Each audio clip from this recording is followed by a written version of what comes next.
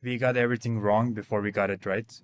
We made every mistake in the book possible. Sometimes you get told the stories of startups going out, hiring the best team ever, raising funding immediately, and then going on a growth trajectory. That was the exact opposite of what happened.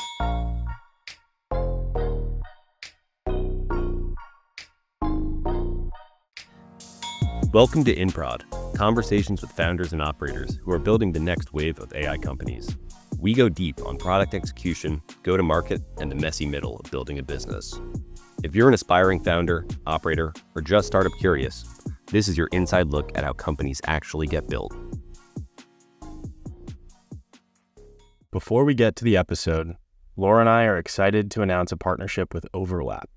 Fresh out of Y Combinator's summer batch, Overlap is an AI-driven app that uses large language models to curate the best moments from podcast episodes.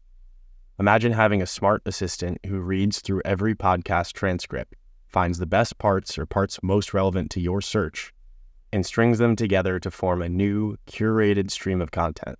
That is what Overlap does. I personally use Overlap to explore content on future podcast guests and highly recommend it as another diligence tool for investors. Check out Overlap on the App Store today. Today we are joined by Buğra, co-founder and CEO of HockeyStack. HockeyStack unifies all of your go-to-market data and deploys AI agents that understand and automate your winning sales and marketing strategies. Welcome, Buğra. Thank you for having me. Let's dive right in. So you are 22, originally from Turkey, and you met your co-founders in high school and all dropped out after getting into U.S. colleges. What motivated that decision and what felt riskiest at the time? Well, I think it didn't feel as risky because we spent our whole entire time in high school basically building digital products and trying to get customers for them. And then we had inklings of success with one product that is now HockeyStack when we got into college. So we spent about 3 months in college and then said, okay, this is going to be successful. Let's do it full time. So let's drop out. How did you know it was going to be successful? Because we spent so much time, 5 years, just with products that have 0 users. And then when you see customers actually using a product and they're telling you, oh, this is the best thing ever, like, I love this. And then your sales gets easier. You're able to generate more conversations. It just feels much, much more different than what we had experienced in high school building other worse products. What was this product in college, or is it what HockeyStack is today? Essentially, we started out building from the data platform upwards. So it was initially a product that connected your customer data, and then it would give you visualizations about how your marketing works. And then we quickly expanded that out into custom visualizations, and we expanded that out into an AI that analyzes your data and gives you recommendations. And we expanded that into an AI that acts on the recommendations and takes next steps, etc. So it's been growing from there. You were in college, assumingly probably didn't know a ton of potential customers. So were you just reaching out to folks to try to get this product in front of them? So we were posting on LinkedIn twice a day. We're 3 co-founders. One of them doesn't like that at all, but the 2 of us, 2 pieces of content every single day on LinkedIn without missing a day. For 6 months, we did that with 0 customers. And then we got to know some people through the comment section of our posts. Like, we were getting 10 likes, 15 likes, then 30 likes. And then we would reach out to the people that liked us and then commented. And then we would just have very basic get to know each other conversations. And then we would turn them into sales conversations. Is that still how you procure customers? LinkedIn posting is still a big source of customers. Right now, 45% of our revenue comes from inbound. A part of that is through retargeting on ads, but that's a small part. The bigger chunk is, posting on LinkedIn. Right now, we have a bigger crew, like writing posts. We evangelize our employees building their own personal brands in different directions so that we engage different buyers. So we get a bit more sophisticated with it. And then we do like really high production value pieces of content now that we post, and we gain the good followership. So we no longer need to reach out to the likers or commenters. They just come to us right now. Yeah, it's incredible. I also think the power of X, especially if I focus a lot of my investing in infrastructure, and think being an infrastructure investor is part of the way I do diligence and sourcing is on X nowadays because everyone's chatting about their favorite developer tool. which seems Yeah. to be Claude Code this week and maybe this year. Yeah, probably. So how did your early experiences shape the way you thought about ambition, velocity, and risk today? Because assuming you were young, you're in college, probably didn't have a ton of money, you're dropping out, you're in another country. What was that like? We got everything wrong before we got it right. We made every mistake in the book possible. Sometimes you get told the stories of startups going out, hiring the best team ever, raising funding immediately, and then going on a growth trajectory. That was the exact opposite of what happened with us. It was a very slow ramp.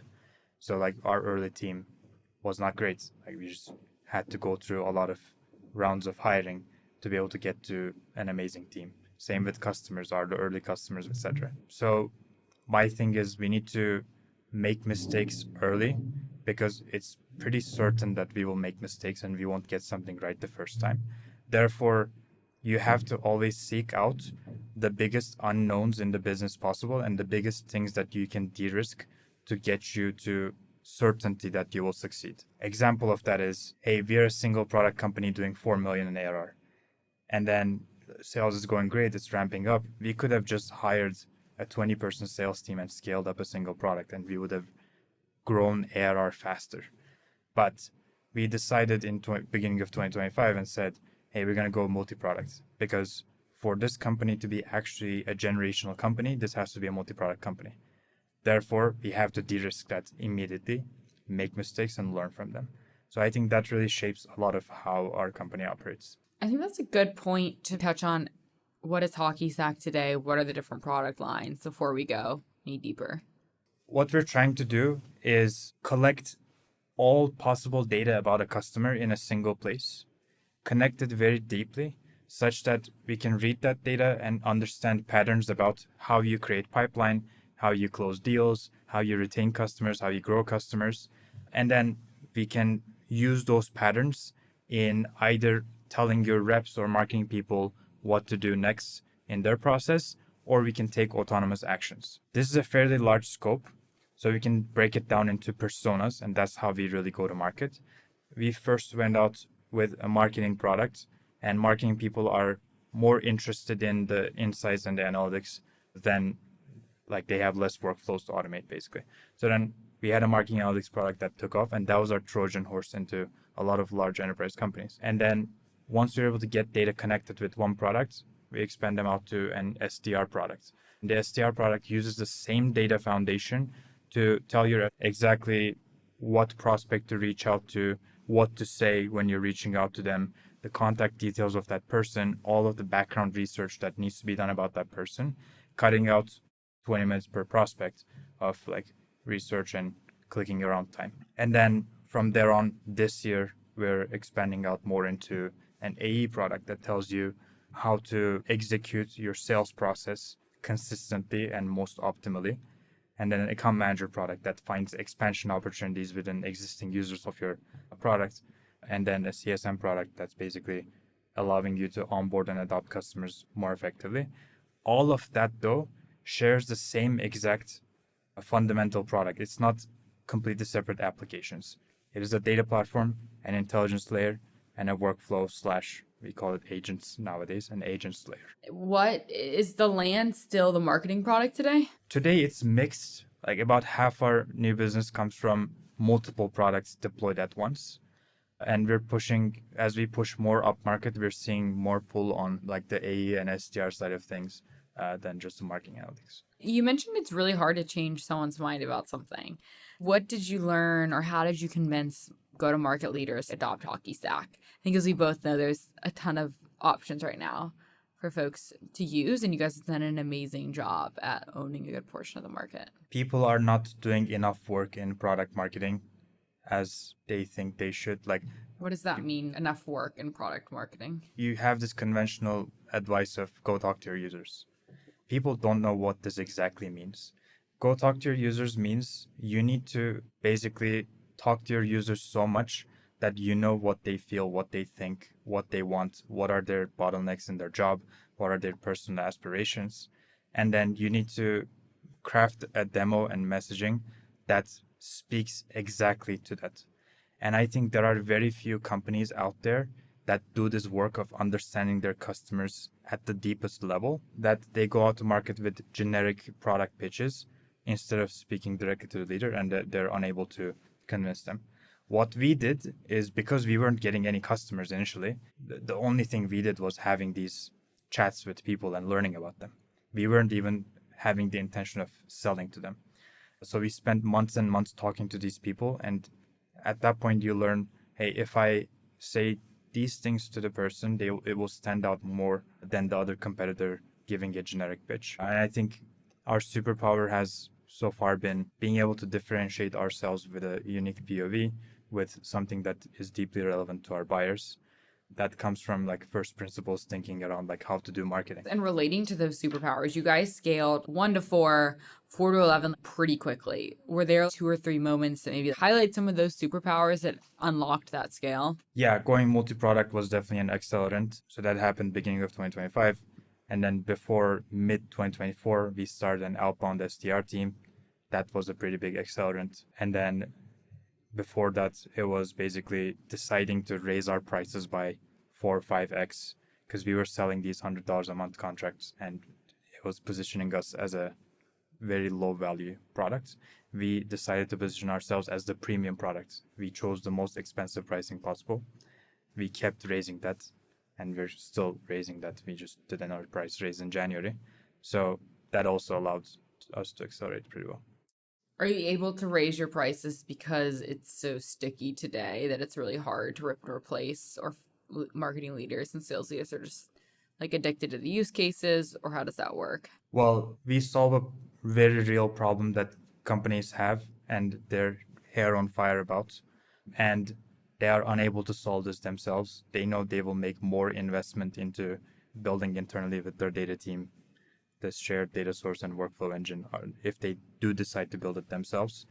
And then the other thing is we try pretty hard to differentiate ourselves from the rest of the pack, that when they look at our product, it's completely different than how everybody else speaks about it. And then I guess when they have a real problem that we're solving that is completely different than the rest, that causes them to want to buy. But there's also the urgency aspect that we're creating, which is a completely sales execution thing. So perfecting the sales process, etc., also come into play in being able to sell that.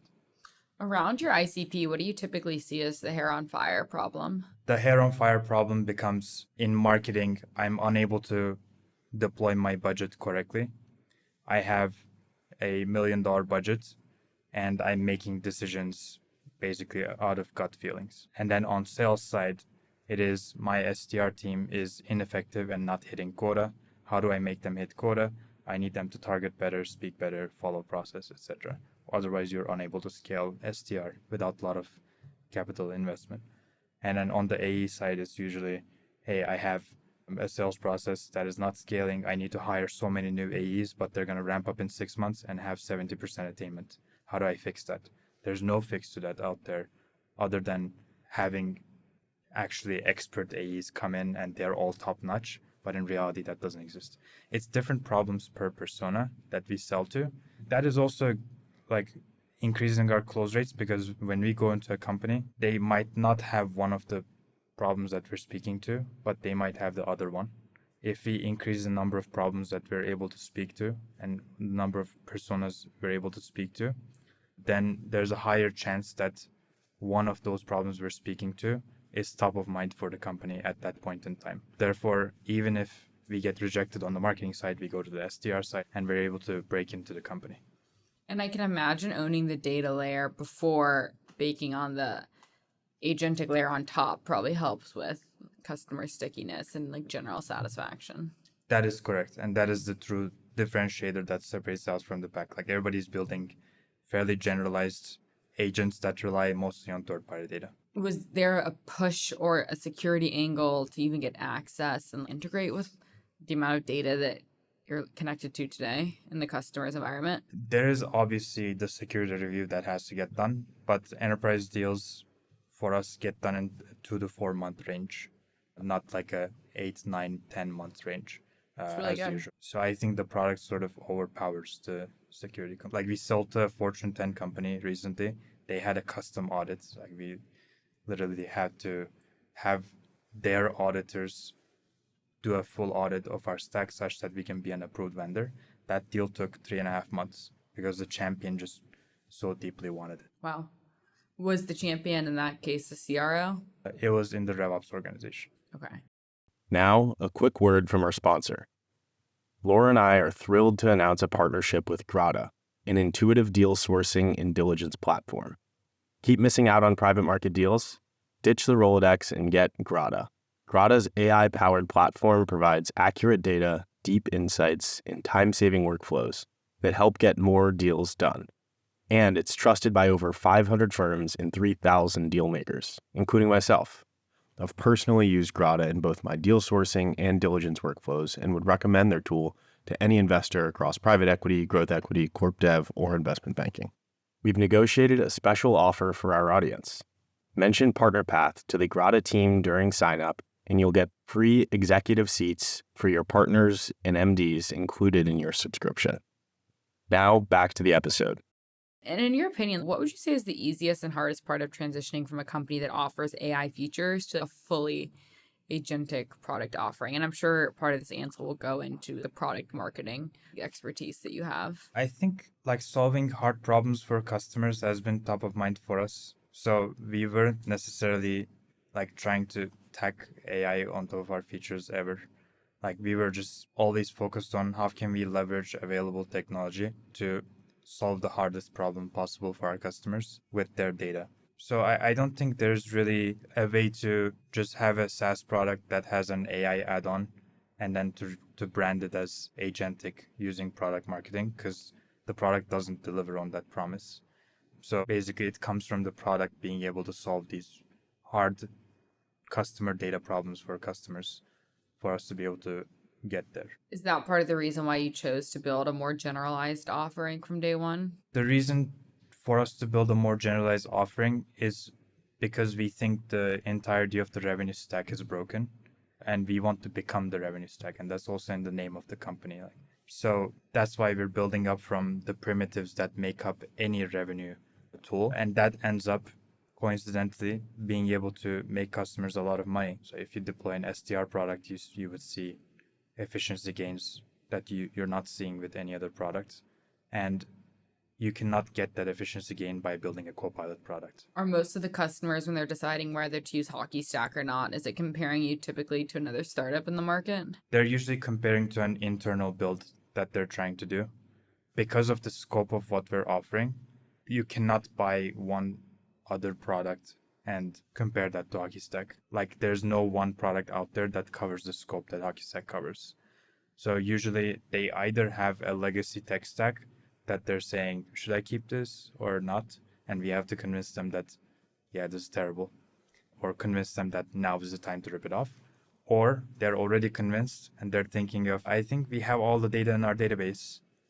We could just add LLM calls on top of our database and then we'll figure it out. And we have to convince them that, no, they shouldn't spend 9 months trying to do that and failing. What's typically the first metric or KPI that someone measures HockeyStack on? It would be pipeline and essentially the conversion rates in the pipeline. Okay, so let's say you get to a point where you're maxing out pipeline generation. What does the next iteration of that look like? Because, for example, if I'm a sales leader, I could come in, maybe use HockeyStack to build, refine, message, and then start to hit a cap. And I'm like, okay, I want to try something else. Yeah, you need to have 3 things. Number 1, you need to have pipeline, like you said. You need to have sales process consistently executed. And that shows in your variance between your top rep and your bottom rep, quota attainment, and then your rep ramp time. And then you need to have the most optimal sales process, which shows in your close rate, sales cycle time, time from stage to stage, etc. And even if you max that out, you would be tens of billions of dollars, basically. And then you probably start to see the expansion with the AEs, the CSMs. Yeah. But the bulk of the optimization, I think, is in the optimal process part. So progression has been, let's tackle the funnel from top to bottom. So the marketing product is spend the most efficiently to get eyeballs on your messaging such that you can create pipeline. And then the STR product is convert the eyeballs that marketing created into pipeline. And then the AE product is consistent sales execution. And then we will be building more tools for optimizing the sales process later on. You've been building an AI product from the core, the ground up. Because when you think about the go-to-market stack, what it looks like today in 5 years, are you able to project and get ahead of the models and build for that? Or are you in pace with the models and leveraging as they're getting better, we're getting better? Yeah, we're actually using older versions of models for speed, or like we're using smaller open source model in some parts of the stack. So I don't think model capability is a bottleneck here. Like models are capable enough. The bottleneck is in the data layer and the ML layer somewhat. Do you think if I'm an SDR or an AE, like how will my stack or my workflow look different in 5 years? In 5 years, you will have machines controlling sales reps. You will not have sales reps prompting machines to get what they want. Meaning the machine will know every bit of context about how your company operates, how it wins deals and how it wins prospects over. And it knows the context about your book of business as an SDR. It knows the context about every single company and person within your book of business. And it can tell you, you wake up in the morning at 8 a.m., it can tell you what you need to do during that day. So do we need SDRs? Or can we have agents doing this?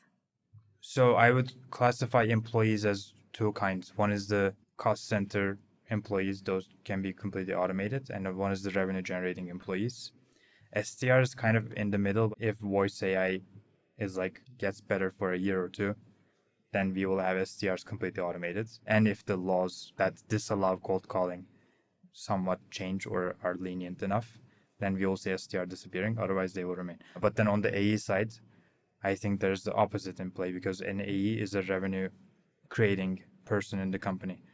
Therefore, if you optimize the sales process, then companies will want to hire more AEs. And that's what happened with Salesforce in the beginning. Like people were managing vastly smaller sales organizations because they were doing everything on pen and paper or legacy software. And then Salesforce came along and then companies started being able to manage larger and larger sales organizations. And they did that. They didn't necessarily use the efficiency gain to minimize their workforce. So I think that would happen.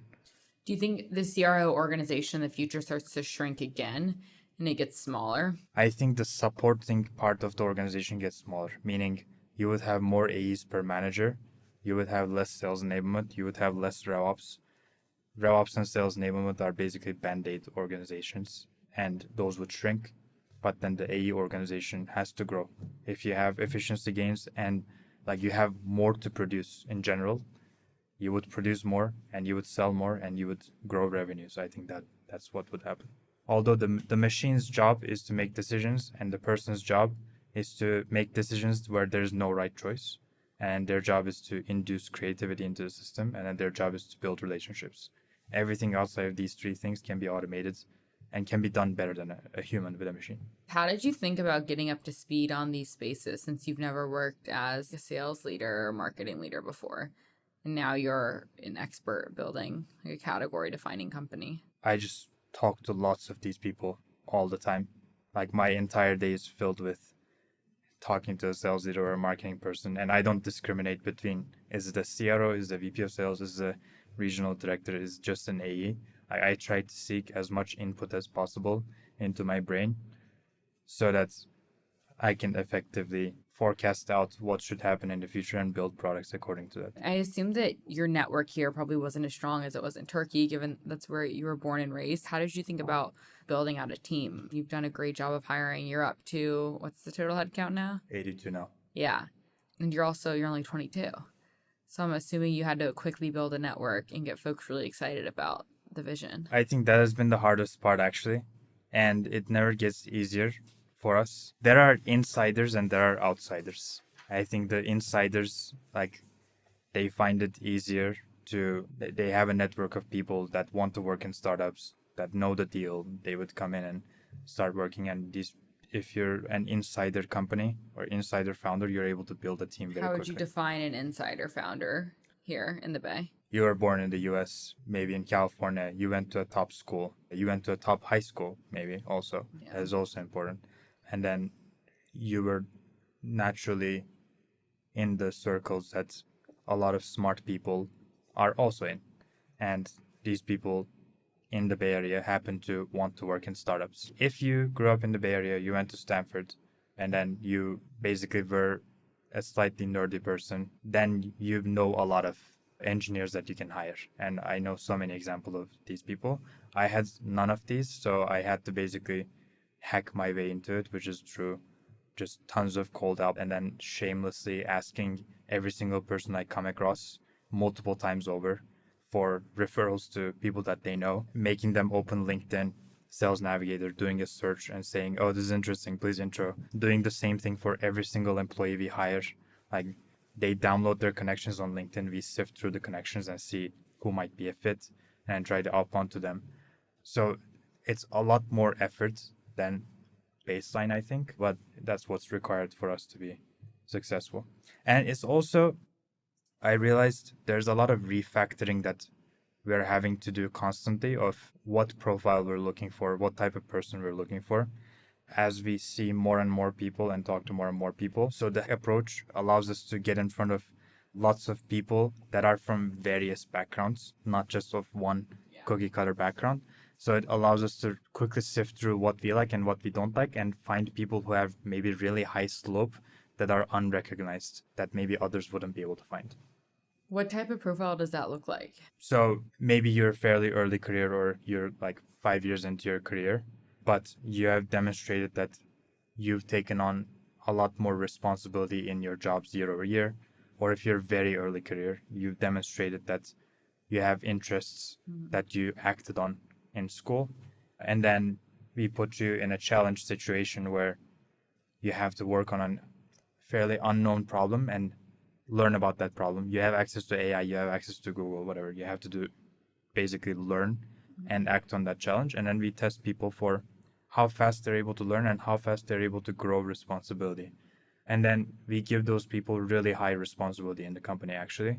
So first week, they get a mid-sized project just to learn the code base as an engineer, for example. And then second week, they finish that project, they get a very large project. And they have to complete that project themselves, and they have to seek out information from other people. And that is an environment people never had before. That also feeds into the slope of a person. And then you see pretty quickly, within a month or so, if that person is actually cut out for it or not. In the beginning, it was more so that we were making wrong decisions and we had to walk them back. Now, more often than not, we're making the right decisions on the people that we hire as a result of that exercise. How do you think about managing up or managing people that are older than you? I saw this as a challenge in the company because for the first 2 years that we moved to the Bay Area, we were basically in survival mode and we just had to find people and have them just solve large problems for us. And in that situation, there's no management involved. And then last year, it was a bit more, hey, we're 40 people growing into 80 people. That is less of a survival mode and more of a company building mode for me. In that case, the things I learned were mostly about how much can I dissipate context to people and how much can I maybe clear confusion and clear roadblocks and emotional problems, etc. from their plate such that they can execute on the goal at hand. And this is a fairly, I think, common management problem across everybody. It's not just me as a 22-year-old managing older people. I think it's every manager working on the same struggle. I think we went through so much hardship and had to solve so many problems, and we work really hard as the founders that the employees sort of see that and they say, okay, like I trust them to be leaders and managers for me. So it hasn't been a struggle. How do you think about building company culture or morals and values? Is it just 996? No, I think 996 is performative and it's definitely not that. I think you cannot build culture without being very, very principled about what your culture is. There are really hard questions. Sometimes you have a rock star person. Let's say you have a rock star engineer and it's going to solve the biggest problem of the company and it will make you grow 5x next year. But they are not a transparent person. And one of your values is transparency. Are you going to hire that person? If you say, yes, I will hire it and solve my problem, you will never build culture properly. The people that you hire build the culture. Do you think people can change though? I don't think so. I don't think that there are some traits in the culture that you're trying to build that are embedded in a person. There are some traits that can change. For example, one of our values is like we want communication to be excellent, meaning we want clear, logical, succinct communication because that makes people go faster. And that is something you can train on. But transparency is not something you can train on. Resourcefulness is not something you can train on. I think, Work ethic. yeah, I don't think so. I don't think you can train those things. Do you think you can train them? I think it comes down to a lot of times feedback. I think some people take feedback better than others. And I think you can give someone feedback maybe once or twice. And I think if you're not seeing change or iterations, then I don't think you can change those traits. But I try to give people the benefit of the doubt. And I do think there's innate traits based on our childhood and how we are raised that just won't change. For me, I played college soccer. I might have not have been the most technical person on the field or had the best footwork, but I knew that, well, if I outwork everyone, they have to keep me on the field. And so I think that it just depends on how you think about the world and almost how you were raised at a deeper psychological level. So yes, I think in some part I do agree with what you're saying that you can't change those values. But if they take feedback and are willing to learn, then hopefully you can adjust some of the more malleable ones. Yeah, there's also a time element. Like, do you want to spend time trying to upskill a person, or do you just want to do the job? Totally. I mean, when you're at a seed, Series A, Series B startup, I mean, time is of the essence. You're trying to move fast and break things, and you want to build a wholesome communicative culture, but you also don't have 6 months to train someone on what it's like to be respectful and transparent to your customers and to your employees. One thing that you can train on is like systems thinking is so important. What's that? Like a framework for making decisions, implementing processes in a company that's growing very fast and changing. Basically, lots of people we hire are not thinking in frameworks. They're thinking mostly on, I've seen this before, like pattern matching. But there is a way to train these people on how to problem solve using systems and using breaking down problems and logically solving them, prioritizing, etc. I think it's something I just realized where if you have it in your company, it's a superpower, but most candidates will not have it. So there are some of those traits that you do have to build inherent training in your company on. You are clearly well beyond your years. I think anyone listening Thank would you. probably assume that you've been working for at least a decade, but that would put you at 12, which doesn't really make sense. How did you learn to build a culture and the values and what you're articulating now? Was it exec coaching? Was it your investors? Or did you learn by trial and error? Or maybe your parents? No, my parents are the farthest away from this. I was born in the slums of Istanbul. I think it's trial error for sure. I just had to be in a lot of situations where there were problems created through my wrong decisions, and I make lots of decisions in a given day. So I create lots of problems. And then I realize, okay, I should never do that. There you go. Move forward. Yeah.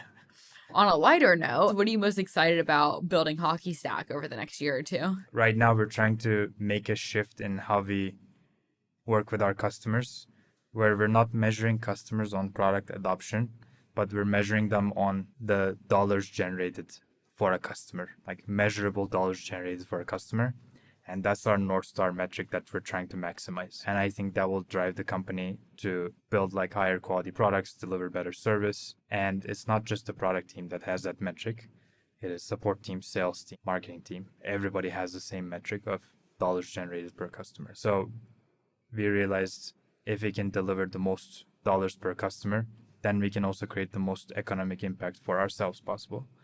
And to do that, you have to make certain decisions that you wouldn't otherwise make. For example, the breadth of the product. You cannot follow the traditional startup wisdom of building single use case products. You have to build for breadth such that you can impact many parts of the organization across use cases and maximize dollar generated per customer. And that's an unconventional decision. And you have many more decisions like that you're making just by changing the North Star. When did you make this adjustment? This year. So we're still trying to So about build 6 weeks systems ago. around it. Yeah. Yeah, That's awesome. Well, before we end, do you want to hop in a quick fire round? sure. For people in their early 20s thinking about starting companies, what do they consistently underestimate? It's going to take 10, 15, 20 years, and it will be harder than you imagine. It will actually If you're not cut out for it, it will burn you out. So I think most founders starting companies, my advice would be don't start a company. What did you get wrong in your first year that you do differently today? I optimized for the short term, like sold to lots of bad customers, sold small deals, didn't put enough effort into building product before delivering it to customers, etc. ARR was a shiny metric for us, and I think ARR is irrelevant next to economic value created per customer. What's the hardest personal habit you had to build as a CEO? I think it's introspection, that you have to do a lot of self-improvement, especially as a young CEO. Your company, if it's successful, will grow faster than you grow, and you have to get beyond that. So I built this habit of, like, every weekend I wake up and go to a cafe with a notebook and I say, hey, what worked in this week? What didn't work? What decisions am I sitting on that I'm not making? Like, how can I be better? And I do that every single weekend without fail. And that has been actually the most helpful thing in the company journey so far. And what is a category you think is massively underbuilt? Wow, lots of categories. I mean, anything outside of software sold to other tech companies, I think is massively underbuilt. Perhaps you can talk about like defense tech. Fair. Construction. Yeah, construction could be. Real estate tech. Could be. Awesome. This was so much fun, Buğra. Thank you for coming on. Yeah, thank you. Thank you.